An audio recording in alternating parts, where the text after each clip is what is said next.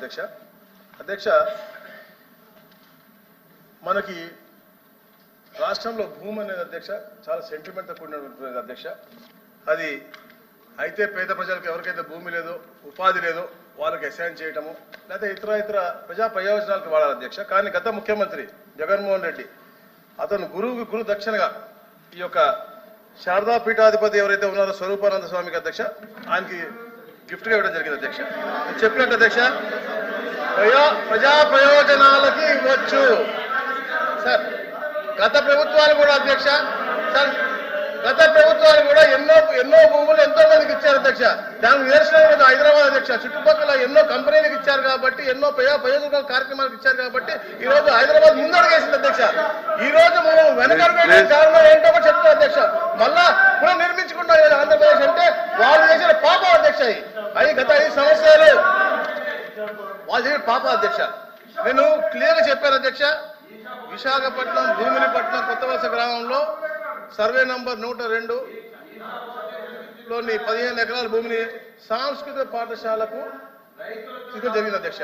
అయితే అప్పుడు కలెక్టర్ గారు 1,50,00,000 రూపాయలు ఎకరం అంటే, కానీ మార్కెట్ విలువ అధ్యక్ష దాదాపుగా 300 కోట్ల అధ్యక్ష. అంటే 300 కోట్లు విలువ చేసే భూమిని అన్యాయంగా కేవలం గురువు అని చెప్పేసి 15 లక్షల రూపాయలకి ఇవ్వడం అధ్యక్ష చాలా దారుణం అధ్యక్ష.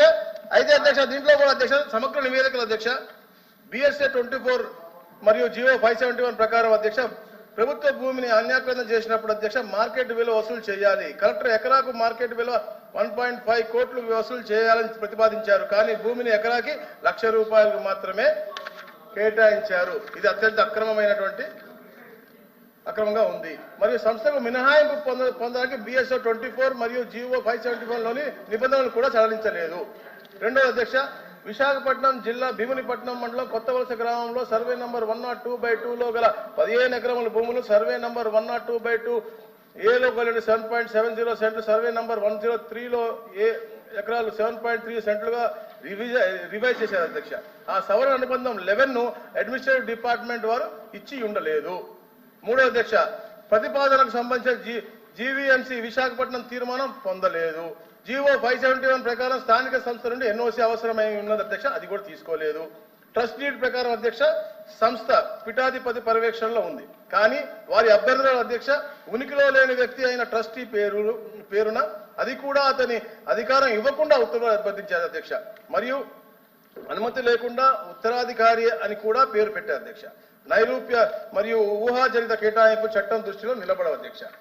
అధ్యక్ష, పరిశీలనల ఆధారంగా అధ్యక్ష GOMS 343 రెవెన్యూ శాఖ తేదీ 29/11/2021, GOMS నంబర్ 64 రెవెన్యూ శాఖ తేదీ 8/2/2022 మరియు GOMS నంబర్ 47 రెవెన్యూ శాఖ తేదీ 6/2/2024 ద్వారా శారదా పీఠం అన్యాక్రాంతం చేయబడినటువంటి సర్వే నంబర్ల అధ్యక్ష 102, 102/2 అండ్ 103లో 15 ఎకరాల సెంట్లు రద్దు చేస్తూ GOMS నంబర్ 237 రెవెన్యూ భూముల డిపార్ట్మెంట్ తేదీ 28/10/2024 ద్వారా ఉత్తర్వులు జారీ చేసేటువంటి జరిగింది అధ్యక్ష. నేను చెప్పినట్టుగా దీని ప్రకారం తహసీల్దార్ గారు 29న పంచనామా చేసి తీసుకున్న అధ్యక్ష and is with revenue department అధ్యక్ష. అలాగే ఏదైతే పెద్దలు